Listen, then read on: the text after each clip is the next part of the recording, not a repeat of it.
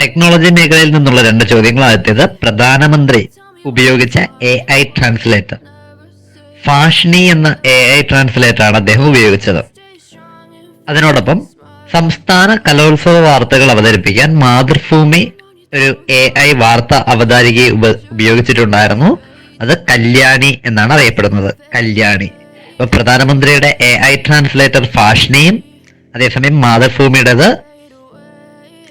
കല്യാണിയുമാണ്, AI വാർത്ത അവതാരിക.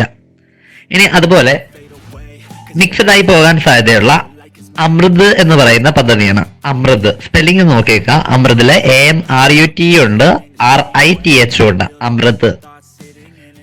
AMRUT അമൃത് എന്ന് പറയുന്നത് Atal mission for rejuvenation and urban transformation എന്ന് പറയുന്ന ഒരു പ്രോജക്റ്റ് ആണ്. ഇത് 2022 എല്ലാവർക്കും വീട് എന്നുള്ള ഒരു എയിം വെച്ചാണ് പ്രവർത്തിച്ചത്. AMRUT, Atal mission for rejuvenation and urban transformation.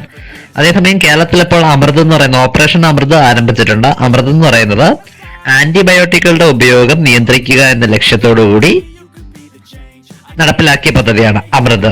Anti microbial resistance intervention for total health എന്ന് പറയുന്ന കൺസെപ്റ്റാണ് അമൃത്.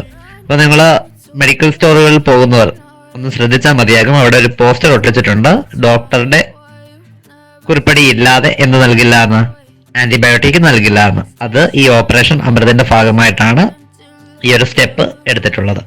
അപ്പോൾ ഓപ്പറേഷൻ അമൃത് കേരളവുമായിട്ട് ബന്ധപ്പെട്ടുണ്ട്, ഇന്ത്യയുമായിട്ട് ബന്ധപ്പെട്ടുണ്ട്. സ്പെല്ലിംഗിലാണ് വ്യത്യാസം. AMRUT Amrut, Atal mission for rejuvenation and urban transformation. അതേസമയം AMRITH Amrith, antimicrobial resistance intervention for total health എന്നുള്ളതും ആണ്. നാളെ മറ്റൊരു ടോപ്പിക്കുമായിട്ട് വീണ്ടും കാണാം.